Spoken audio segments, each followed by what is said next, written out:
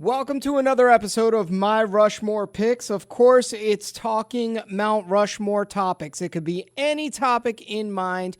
We always have that discussion with our friends. Guys talk about it in the barbershop. We always talk about it. You hear it on the radio all the time. Sports talk. Oh, who's the GOAT? Who's on Mount Rushmore of insert topic here? Well, that's what this show is based off of, basically. My name is Murph. I'm your host for My Rushmore Picks, and you can follow us on our socials at My Rushmore Picks and get in on the convo. There is no right or wrong answer. That's what I love about Mount Rushmore. The topics up for discussion are always up for debate, and no one's necessarily right or wrong. It's just on your taste. But it brings up some healthy conversations. Maybe some people didn't see the angle that you were coming from and giving them reason to think otherwise. Or maybe they're just thinking, wow, you went that route? That's what I love about this. My Rushmore Picks, you can get involved socially as well. Follow us at My Rushmore Picks and get in on the conversation. Today's My Rushmore Picks is based off of TV shows. I saw this article that BuzzFeed put out. The 32 of the greatest shows in the history of television, and they put their Mount Rushmore, our 1 through 4, is number 1, The Twilight Zone. That ran from 1959 to 64. For some reason, I thought it ran longer than 5 years. I did not realize that. The Twilight Zone was number 1 for them. Psych was number 2. Fleabag was number 3, which was just 2 seasons long. And then The Office came in at number 4. On the outside looking in was The Wire, which great show. Mad Men came in 6th. Firefly at 7. Parks and Rec at 8. Whose Line Is It Anyway? And at number 9. That was a great show, by the way. Did you ever see that? I think Comedy Central always had that. Drew Carey was the host, and it went from 98 to 2007.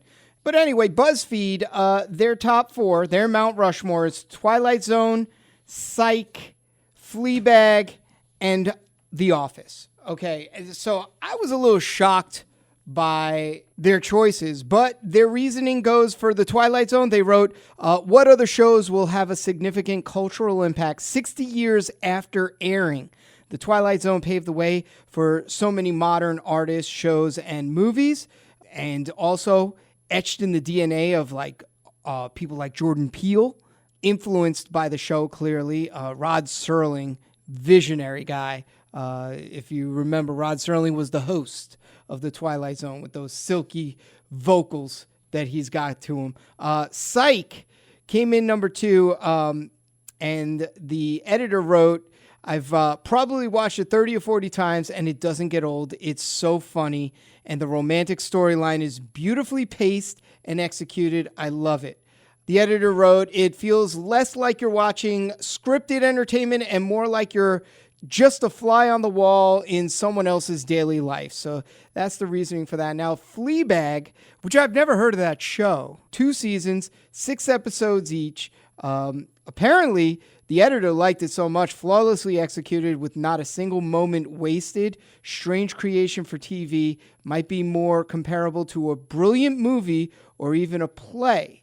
Interesting. And then The Office, which one of my favorites, and I'll get into discussing my Rushmore pick, which The Office might be on there. Of course, if you know Steve Carell, Michael Scott, yeah, Dunder Mifflin Paper Company, brilliant, actually brilliant script. They wrote that they find the humor of the show to be utterly timeless and completely brilliant. Every series has its low moments, but it's a league of its own in their opinion. It's inspired so many other comedy series, which we're seeing today, which with St. Dennis. That is from the creators of The Office, and Parks and Rec came from there.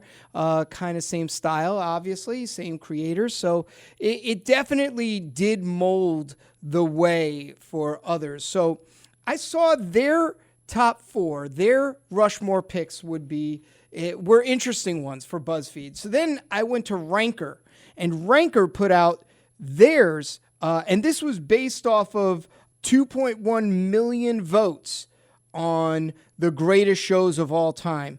And their Rushmore picks on Ranker are completely different compared to BuzzFeed. So Ranker's top 4 are number 1, Breaking Bad, number 2, Game of Thrones, number 3, The Sopranos, and number 4, The Office, followed by Looney Tunes is number 5, The Twilight Zone at 6, Tom and Jerry at 7, Sherlock at 8, Band of Brothers at 9, and The X-Files at 10.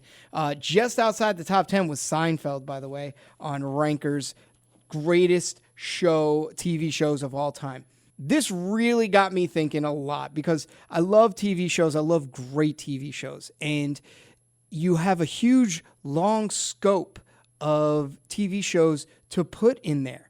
What is on your Rushmore of TV shows of all time? I understand the reasoning that BuzzFeed put The Twilight Zone in there as one of their top 4 because, yeah, I get it. I didn't even think about that, though. It never even crossed my mind. So for my Rushmore picks, I'm leaning a little differently and a little more closely towards Ranker than I am towards BuzzFeed when it came to my selections. But I'll break it down and I'll give you the reasoning why and what I base it off of. But before I break down my Rushmore picks for greatest TV shows of all time, I gotta show the criteria that I'm going off of. So basically, I'm looking at a couple of things. One is, was there a spinoff? Or are there spinoff considerations? That shows true success to me because if you have a show that spins off into multiple shows or one other show, well, that shows the success rate right there, if you ask me. People liked it so much, now it's evolving into something else. That's pretty impressive if you ask me. 2, how long? I mean, I have a cutoff for me. 3 seasons is the minimum I'll give for a TV show to be successful. I think anything less than 3 seasons is not going to fit under my Rushmore picks. I just think it could be the greatest 2-season show ever, but I just feel like there isn't enough material there, of a beginning, middle, and end, in my opinion. I don't know. That's just my feeling. Maybe you have a different feeling. So those 2 are pretty much the catalyst. And then also, how did it make me feel inside? Like did I get excited and anticipate for the new episode to drop and I'm glued to the TV watching it like a lot of us are, right? Or is it something that I DVR'd and I'm going to watch it? Those are important cases in my opinion because I think it shows the desire that you're interested in the TV show. So those are my reasons for my Rushmore picks. So let's get into it. We always talk about Dexter and how the ending was just so terrible. And we love the show. It was great. The twists and turns in that show. And then all of a sudden it just ended really, really weird to the point where they had to do a do-over. It felt like, with the extra episode, right? Then there's the discussion of Lost. Remember that show, Lost? It was a big, big show. And then you found out that they were in purgatory. They all died eventually. Spoiler alert. So if you haven't seen Lost, I'm sorry. Don't hate on me. But it's been far too long. You should know by now. So one of the criteria is clearly beginning, middle, and end that really, really come together. So I'll tell you my Rushmore picks.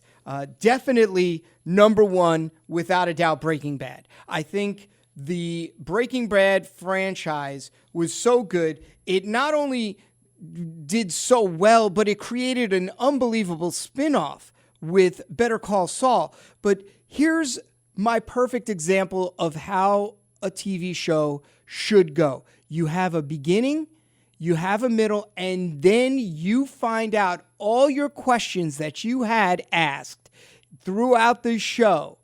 you get answered with what happens to Walter White, what happens to Jesse. Obviously, they did that one-off El Camino, which was really, it was cool. It was like a long episode. It was cool. But to me, you didn't even need El Camino. You could have just finished it off with the final episode of Breaking Bad, and boom, there you had it. Absolutely phenomenal. Beginning, middle, and end. Kept me at the edge of my seat all along. All right. Number 2, definitely Game of Thrones, without a doubt. I think Game of Thrones should definitely deserve to be in there. The adaptation of the George R. R. Martin book was pretty good. They veered in different ways. Obviously, we don't know how George R. R. Martin would end it yet, as we're still waiting for that book to be written. But I think they did a good job as far as keeping you entertained. Listen, how many millions of people and how many awards it's won. You definitely get a sense of understanding the beginning, the middle, and you see the resolution at the end on what happens. Ranker put in the Sopranos, and I don't know where to put that on my Rushmore. I don't know if it makes Mount Rushmore for me. I feel like it does. It's one of those situations where we loved watching it. We loved the theme song to it. Woke up this morning, got yourself a gun. You know, we sing it. We watched it on HBO. We watch it on repeat. We talk about Gabagool like crazy. But the question that everyone had, and the most annoying thing to the people, was the ending. Everyone hated the ending except the director of The Sopranos. He said it was pretty obvious that Tony Soprano got shot.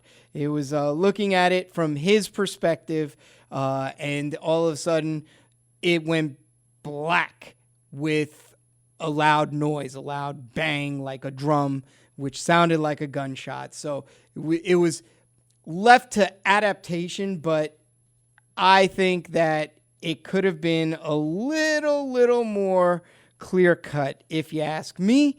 Just my opinion. So for me, I'm going to put The Sopranos in there because that ending was one of the most scandalous endings that people didn't really understand and get a grasp the concept of until it was explained. And then when the director explained it to everyone, it was like, oh, okay, so I see what you mean.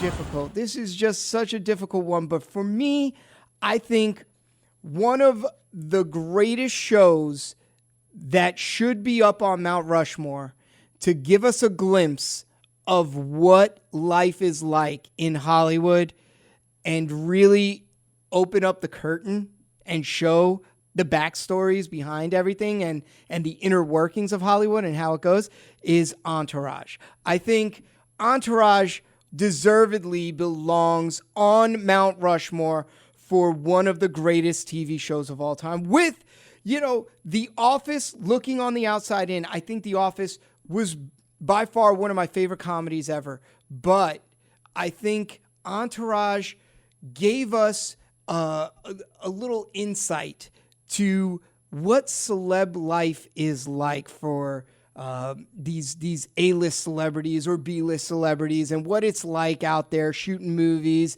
And if you're into that scene, which I am, I love looking and seeing from a celebrity's perspective of what they're going through. And honestly, the twists and turns were so phenomenal in that series. It really, Doug Ellen did a phenomenal job. It was like, started off as loosely based off of Mark Wahlberg's career when he first moved out to LA and did the Italian Job and stuff like that, and his guys, his group of guys that you stay close to, because listen, the one thing that you know when money comes to you in exorbitant amounts, you know that people, the wrong people, are going to come to you and leech on.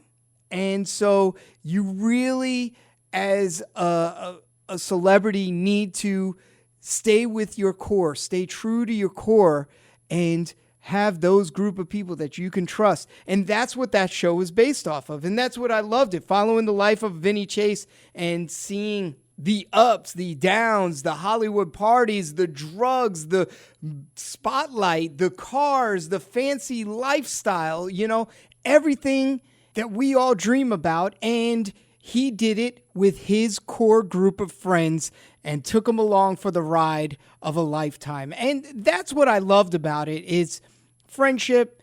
It shows how you could be at the highest highs and the lowest lows, but your friends are still going to be there. Your true friends. The glitz, the glam, we all admire it from time to time, right?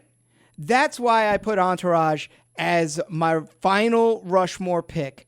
But I'm telling you, I was going back and forth with The Office, because The Office definitely deserves to be up there as well. I'm not mad at Ranker's top 4 with Breaking Bad, Game of Thrones, Sopranos, and The Office.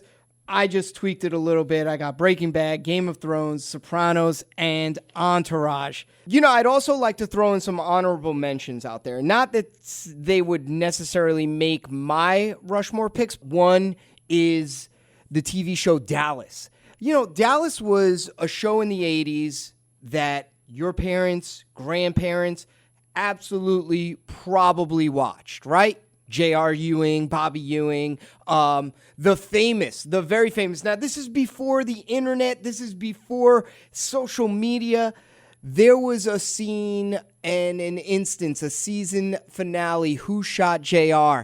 And then you waited all summer long before the new season dropped, and millions of people were trying to figure out who shot JR. They had that scene under wraps, like security. I remember seeing on TV, on the news, security would be carrying the suitcase for the video, the edited video of who shot JR, that we were going to finally find out. You see the hype behind that.